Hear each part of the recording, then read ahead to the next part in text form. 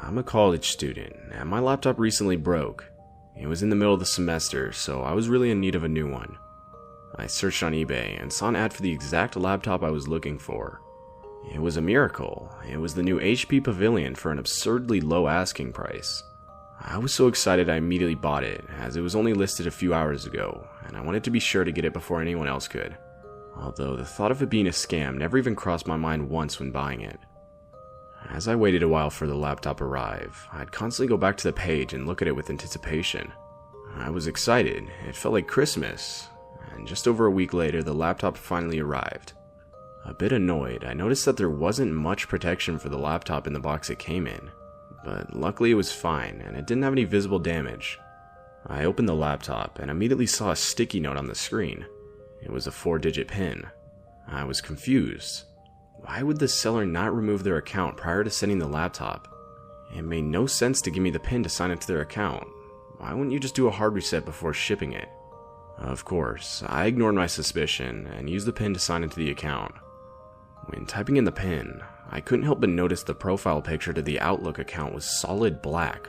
A bit eerie, but I continued to sign in anyway. There was nothing special at first. The background was a standard default image of a beach that Microsoft uses with its computers. I assumed all the files and everything would be cleared, and most of them were, but I couldn't help but notice some files still remained on the laptop.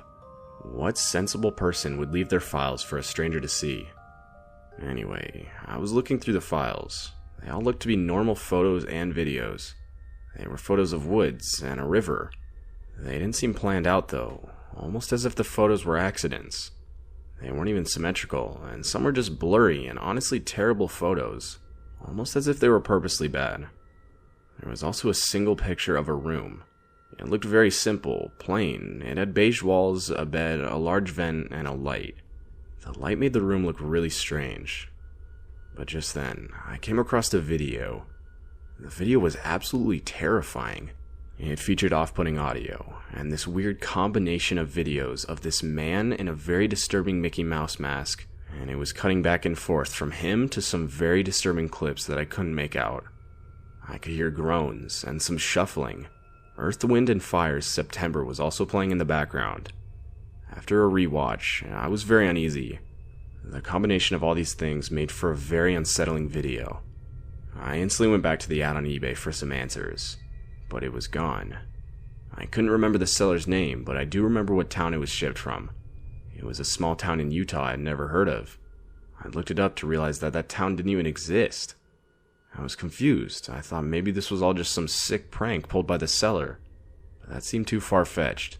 What person would go through the process of setting up an eBay ad, making this video, putting it on a nice computer, and selling it at such a low cost, and even giving sign-in info of his account? It didn't make sense. There were no more files on the computer, and I tried searching for more things, any hint as to what the video was, but I found nothing. After messing around on the laptop for a bit, I decided to call it a night and head to bed. The next day, I got up at around 6:30 in the morning and went to school. When I got back home later that day, I went to my laptop and sat down, hoping to unwind for the rest of the day. I opened my laptop, and that's when I saw it. It took me a second to notice, but the profile wasn't solid black anymore. It was changed. I sunk into my chair, feeling hot flashes run through me. I sat there for a good minute or two, analyzing and trying to make out what the picture was. It was a close-up, semi-blurry picture of a front door and its doorknob. I instantly wiped everything, and I frantically began deleting the photos and the video from the files. I also removed the account from the laptop. I thought about getting rid of the laptop altogether, but I needed it for school. I couldn't get rid of it. I also would need to do some work. I'm a musician, and I also make films with my good friend. I began to install all the software I use. After about an hour, I was all set. As I began, I completely lost track of time. I had been writing and recording for hours on that computer. However, unavoidably at this point, that video came back to my mind. Specifically just how disturbing that Mickey Mouse mask was, and even the sounds from the video. That's when I saw something. My heart instantly dropped to my stomach. I noticed the light to my webcam was on. It had been on the entire time, and I had been too distracted to even notice. I sat there for a second in shock.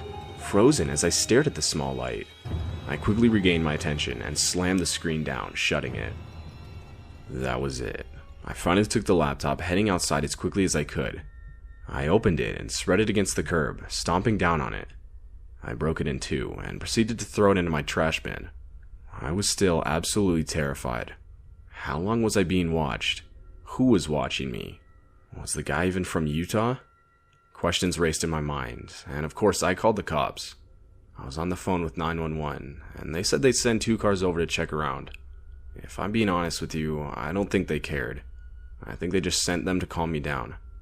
After a 5-minute search, they told me that I'd be fine, and that there are just creeps out there who are willing to do anything to scare people. And they left. But to be fair, there wasn't really anything they could do.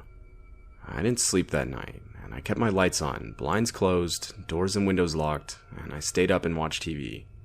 But while I was doing this, it hit me. That profile picture that was originally black and had changed to a picture of a door and its doorknob. That was my front door. I moved out 2 days later, and I bought a real laptop from Best Buy. To this day, that video is still ingrained into my mind, and it still disturbs me from time to time. And I also wonder how whoever this was able to get a picture of my front door. One thing's for sure though, I will never be using eBay again. My wife and I had recently got married, and we moved into our own place not too long ago. When we moved in, we introduced ourselves to most of the neighbors. We live in an apartment complex that consists of 2 buildings across from each other. The view from our bedroom looks directly at the other building, but hey, the place was cheap and in a good location, so we couldn't complain. We hit it off with one of our neighbors right away. His name was Jeff. He was a bit older, probably mid-30s. Anyway, I go to the gym a lot, and I like to use headphones when I'm working out. Though my headphones recently broke, so I decided to start my search for new ones on eBay. I found a pair of new Beats by Dre wireless headphones for pretty cheap. Cheap enough to think you were getting a good deal, but not enough to think you were getting scammed. I thought I struck gold, so I bought them. But of course, upon arrival, I quickly noticed the headphones were fake.